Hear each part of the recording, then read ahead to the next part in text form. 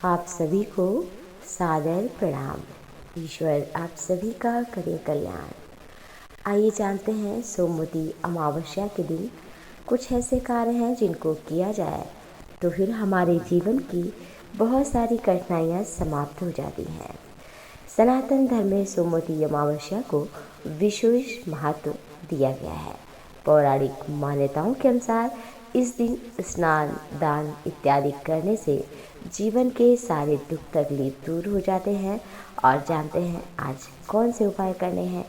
अगर नौकरी संबंधित, व्यापार संबंधित परेशानियों से आप जूझ रहे हैं तो आपके लिए फलदायी होगा कि आप सरसों का तेल रोटी पर लगाएं और काले कुत्ते को वो रोटी खिलाएं।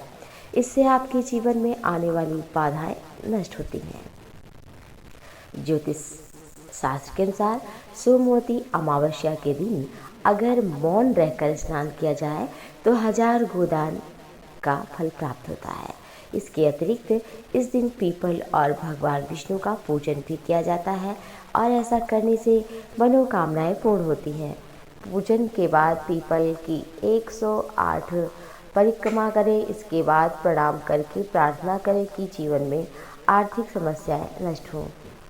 और पौराणिक कथाओं के अनुसार सोमवती अमावस्या के दिन अगर पीपल के सूत को 108 बार कच्चे सूत से लपेटे तो फिर बहुत फल प्राप्त होता है।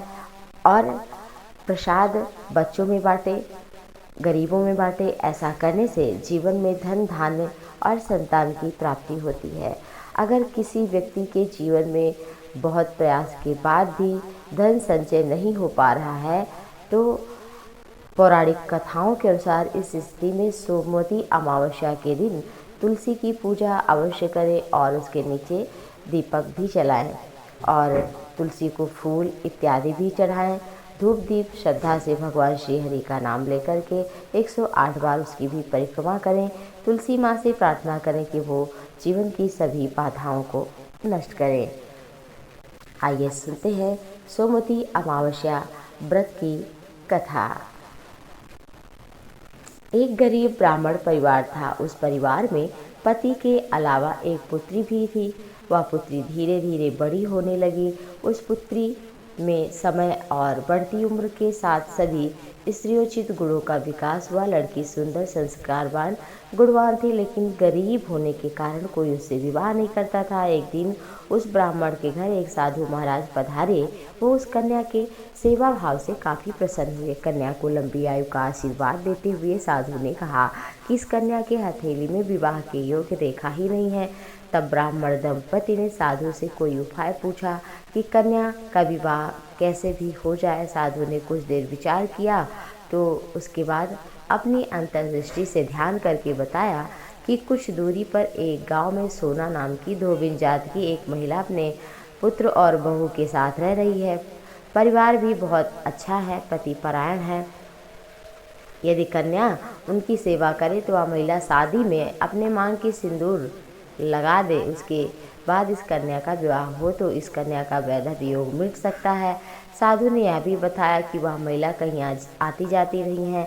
यह बात सुनकर ब्राह्मणी ने अपनी बेटी से धोबिन की सेवा करने की बात कही।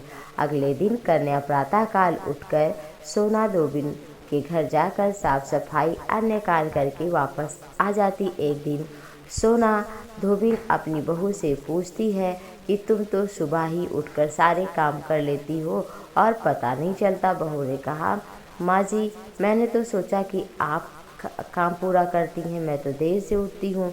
इस पर सास बहू ने निगरानी रखी कि कौन है जो काम करके चला जाता है। कई दिनों के बाद धोबिन ने देखा एक कन्या मुँह अंधेरे में आती है और सारे कार्य को करके जाती है। जब वह जाने लगी तो सोना धोबिन उसके पैरों पर गिर पड़ी। पूछने लगी, आप कौन हैं? इस तरह से हमारी चाकरी क्यों कर रही हैं? तब साधु के द्वारा बताई हुई बात को बता दिया। सोना धोबिन तो पति परायण थी, उसमें तेज था, वह तैयार हो गई। सोना धोबिन के पति थोड़ा अस्वस्थ थे। उसने अपनी बहू से अपने लौट आने तक के लिए रहने को कहा। सोना धोबिन ने जैसे ही अपने मांग का सिंदूर कन्या की मांग में लगाया, उसका पति मर गया। उसे इस बात का पता चल गया। वह घर से निराजल ही चली थी, यह सोचकर कि रास्ते में कहीं पीपल का पेड़ मिलेगा तो उसे भंवरी देकर उसकी परिक्रमा करके जल ग्रहण करेगी। उस दिन सोमवती अमावस्या थी। ब्राह्मण के घर मिले पूरे पकवान की जगह उसने ईंट के टुकड़ों से 108 बार भंवरी देकर 108 बार पीपल के पेड़ की परिक्रमा की और उसके बाद जल ग्रहण किया। ऐसा करते ही उसके शरीर, जो पति का मुर्दा शरीर था, उसमें प्राण आ गए।